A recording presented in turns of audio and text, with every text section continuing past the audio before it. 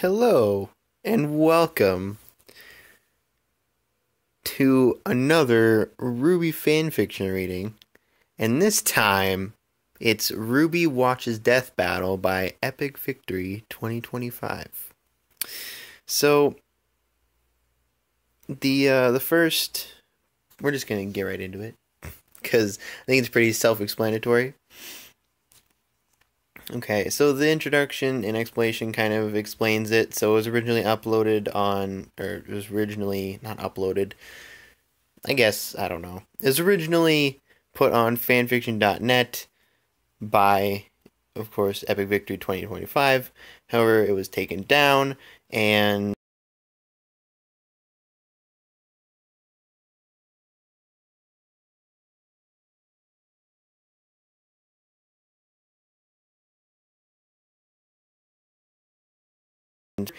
so, yeah. So it looks like they're just oh my god. It looks like they have, just have a lot of them. Um,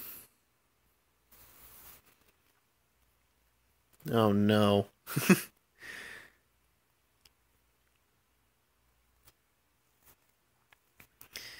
So,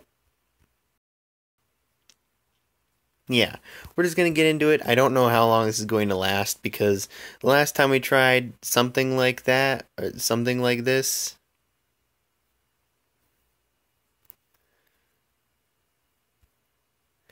the first time I tried something like this, which was RWBY reacts to ships, it was okay. I mean, it probably wasn't the stupidest thing I've ever read, but it was pretty bad, and I didn't like it. So we'll see. We'll see how well this goes.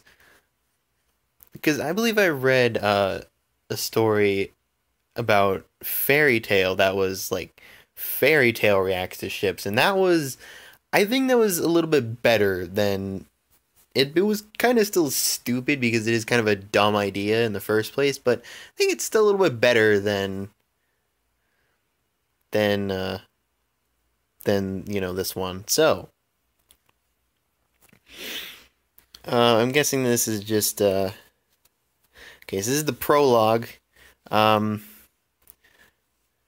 no shipping. How dare. Just kidding. Um, you know, whatever. Okay. Prologue, no address. Is that really what it's called? Oh my god. No address, apparently. Alright, let's go. Mistral, Atlas, Vacuo, Vale. Oh my god. The four kingdoms of Remnant. Four continents destined to bring mankind to a greater future in harmony. Sure. But the Grim and White Fang are two things that forces the four kingdoms to try to train man and faunus alike to combat these threats. 2 weeks ago, four destined young huntresses named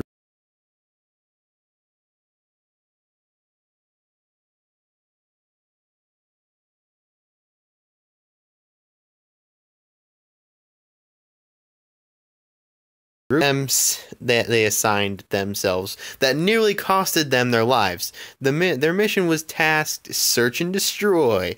The mission they were assigned was to search and destroy possible criminal hideouts and to be accompanied by a veteran hunter to support them, who turned out to be none other than the coffee-drinking, hyperactive, history of remnant obsessed Dr. Ublek.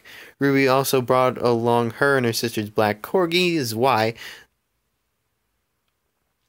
The four young heroes, their teacher, and the dog headed to the once expansion city of Vale that grimly got overrun by the Grim. Nice one. And is now a haunted ruin that will dreadfully remind anyone what this place was and will forever be called Mountain Glen. So this is just kind of like bringing back, like, just, it's kind of like, it is the volume 2 story, essentially, at least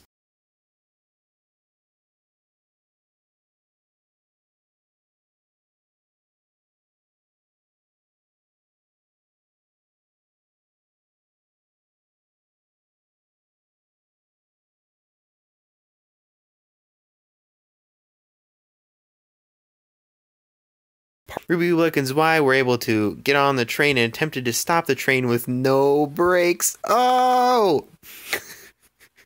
That was the name of an episode. Despite their training, RWBY have underestimated what they were up against, which nearly cost them their lives, but were thankfully lucky enough to survive and reach Vale. After reaching Vale, Team RWBY were able to hold off the Grimm until their friends, Team Juniper, Jean Arc, Pierre, Nikos, Nora, Valkyrie, and Lai Ren, were able to make it in time and give RWBY some backup. Not long after, General Ironwood's robotic forces, Team Coffee, Coco Fox, Velvet, and Yatsuhashi. The Beacon staff would consist of Oobleck himself, along with Glinda Goodwitch and Peter Port, and Cinder with her two teammates, Mercury and Emerald, that were all able to arrive to Vale and turn the tides to their favor. They did it. They won. The Grimm that came to Vale were all eradicated and removed. They just dissolved shortly after they die. I mean, you know, that's alright. From Vale. The ones that did survive retreated back into the tunnels from where they came from. Despite a few civilians getting injured, not a single life was lost and only a few million only a few million lien in property damage. And to make bigger and greater news, Roman is finally captured and put into custody. All students of Beacon returned to Beacon to celebrate. Yeah, alright. Everything seemed good and started going back to normal. However, this is just the beginning. Despite killing off the Grimm and Vale, RWBY, Weiss, Blake, and Yang are beginning to feel that it's not over just yet. Roman is in prison, but they all agree they feel there are other villains hiding behind the curtain that are waiting to reveal themselves. And they never truly solved everything they needed to figure out. A typical Pyrrhic victor, but not a bad one. That was 2 weeks ago. Now this is the time to focus on the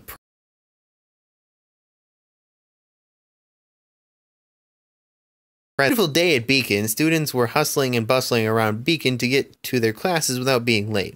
Inside one of the classes was none other than RWBY and Juniper, along with other students doing yet another boring class that involves, yet again, listening to their teachers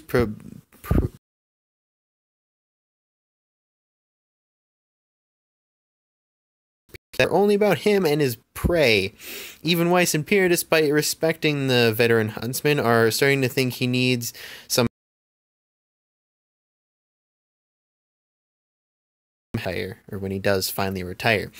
Half of his tales recently for the past week are now so downright made up if he hasn't made them all.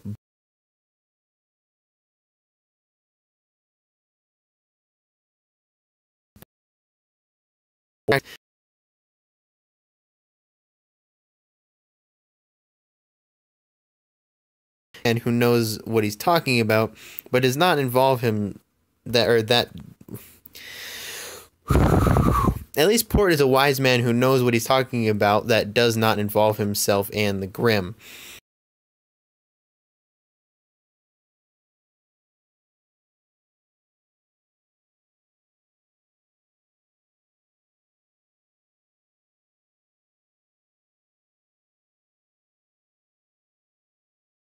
Well, Jean Arc, oh my god. That's amazing. Screw up. Okay. Jean Arc has skills much better than Beacon has ever experienced.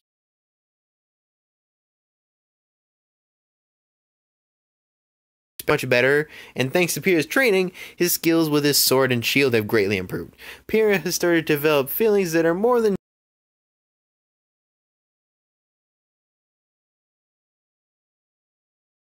except the signs that they really have affections to each other, despite claiming that they are not together, are slowly peeling, or not together, are slowly peeling away. It's only a matter of time. You said there'd be no shipping in this. God, stupid liar. And I believe that came directly from, like, the actual author, not, like, the person who re-uploaded it onto Wattpad. Well. One bit.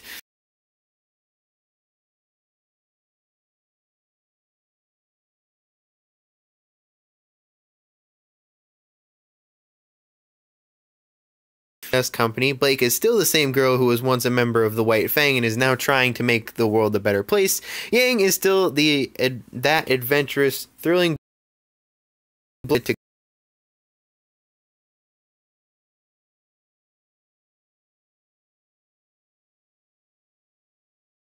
improve their skills, while RWBY has their free time for the night. Even on weekends, they still have to train. RWBY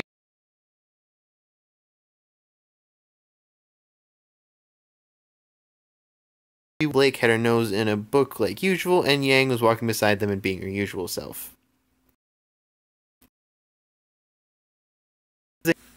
So, what is this? Before anyone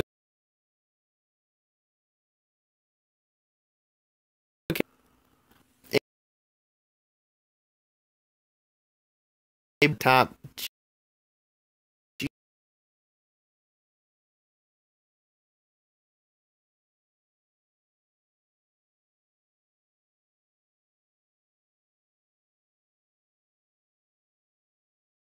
near the door, and strapped to it appears to be an envelope. That's odd. The mailman usually delivers the mail and packages on Sunday, which is in 2 days. RWBY approached the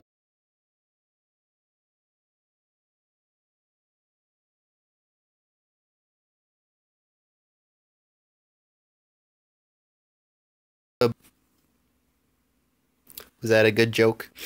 Should we open it? Asked RWBY, who shows slight concern but is curious to excitement.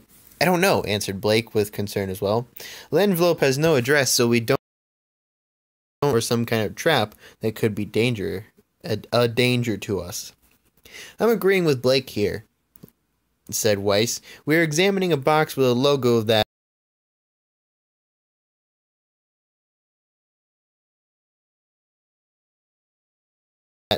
At least we can go out with a bang, or in my case, a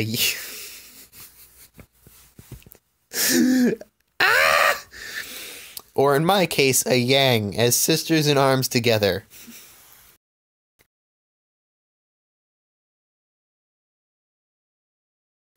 Names and rhymes would make even Ozpin, who is essentially one of the nicest guys around, shake his I recently watched RWBY Chibi season 3 again, and the part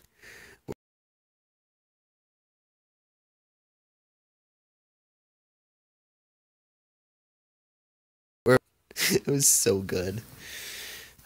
Okay. Yang is not stupid or anything. She just likes to bring up puns. And didn't Yang make that rhyme right before the food fight not too long ago? I mean,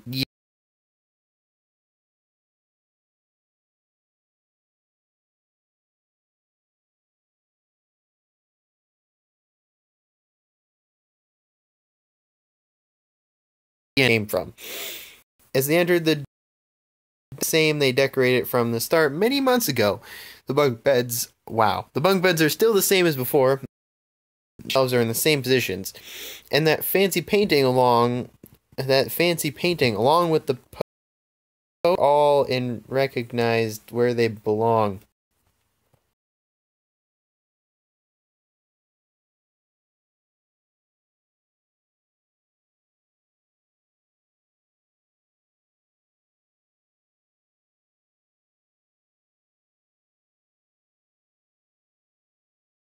Sit comfortably with enough space. That's why he's laying in his doggy bed in the corner of the room, which they bought him.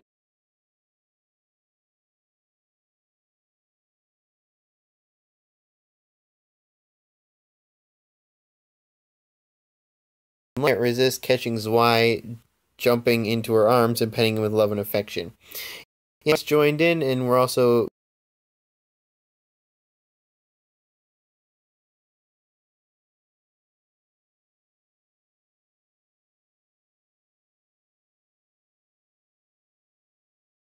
makes sense. God, this is still the prologue. I mean, I guess is to be expected. Anyways.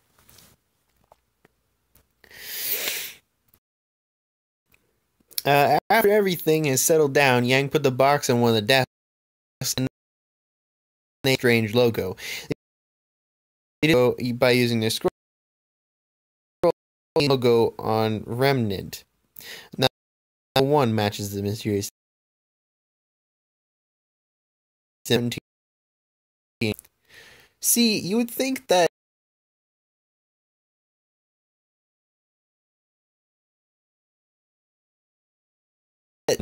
oh, it's like, what's going on? But no, the UPS logo. Or even the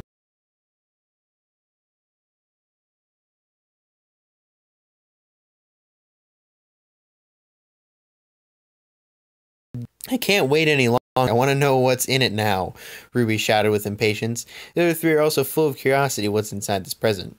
Ruby's right. I'm also starting to wonder what's inside a box that's possibly not.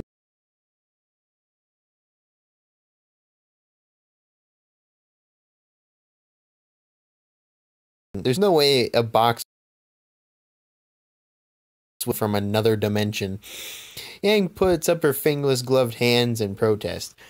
Look at me, because we've never seen a symbol like this and it doesn't match any of the logos in Remnant. Tangs by a long shot. She may be right. The other three take with raised eyebrows. At least Yang had some support from her partner and close friend. I don't know if it's true or not, Blake said with uncertainty, but what chances are there if this box is just some sort of prank, or what Yang says is also true? What? We can't just jump to conclusions because of what we see. And I have a feeling the envelope can answer our questions. Yeah, why not just read the...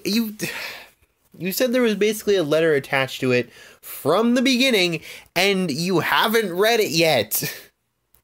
Like, that's the least dangerous thing.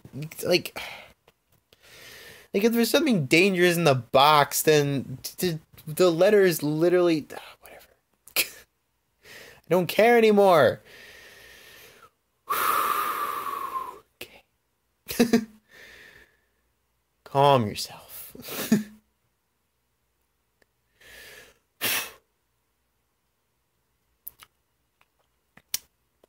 The four came to the conclusion that the envelope would bring the answer. Jesus. Ruby yanks the envelope off the box, opens it, pulls the note out, unfolds it, and begins to read it out.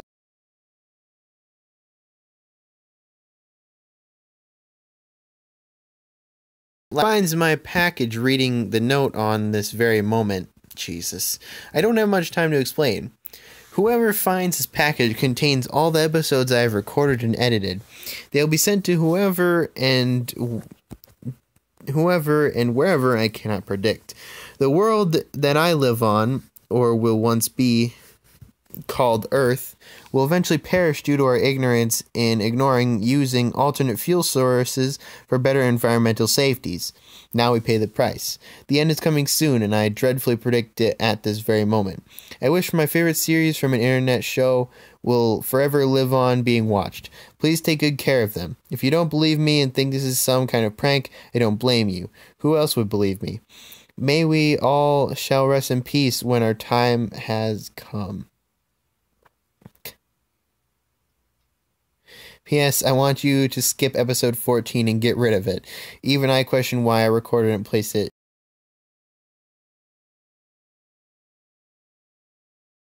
I want to figure out what episode that is. Oh no. Someone doesn't like it. Oh no, what is it? Oh no. Need to figure out what this is. Okay.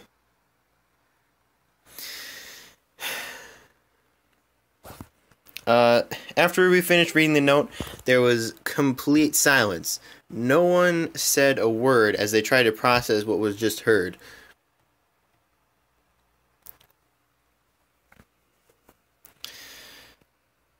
Ruby already looked like she was about to cry that someone and everyone this person lived with and loved will eventually, or even at this moment, perished.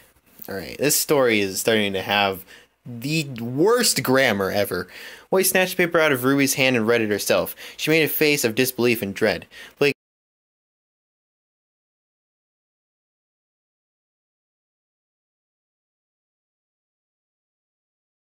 innocent and other life forms on a planet have perished in the blink of an eye. And now they are slowly starting to plan to do a favor to this poor unfortunate soul, sacrifice his or her final moments. Watch the series he or she worked on hard, he or she recorded and edited. Alright. Okay, so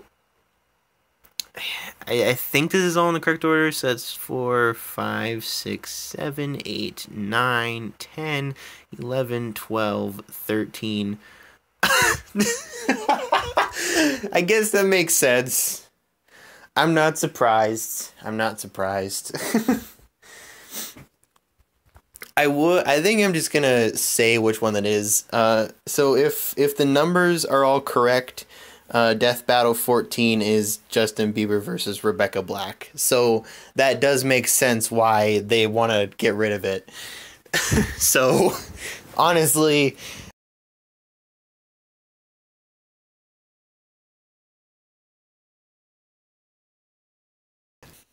but no, it's it's the joke one. Okay. After another long moment of silence, the four girls all calmed down and eventually accepted that there was nothing that they could have done. They had to accept reality and move on with their lives. Death is naturally part of life. Reed decided to speak. Well, for the honor and respect of this person who gave up his collection of his shows, then we should at least watch some of them tonight. The four agreed and focused on the box. Blake unsheathed Campbell's shroud and easily cut the top with speed and precision. Yang opened the lid and the four peeked inside. Inside the box appeared to be dozens and dozens, perhaps even at least over 50 black DVD movie casings that were all colored black with numbers on them that were colored red. They were neatly lined in order from 1 to the it's past 5 p.m. right now. I mean, you could, especially the early ones, you could easily watch, like, you probably watch, like, 20 in one night. Like, from 5 to, like, I don't know, I guess it depends on how long they are, but, like, they're, like, most of them are, like, 15 to 20 minutes. You could watch at least, like, 10, 15 of them in like 4 hours, like especially the early ones where they kind of sucked, but you cannot say that like the first few were actually good. Anyways, they first need to do their homework for an upcoming test and need to grab something to eat as well. Okay, that's fine. They left the box open and decided to study for a little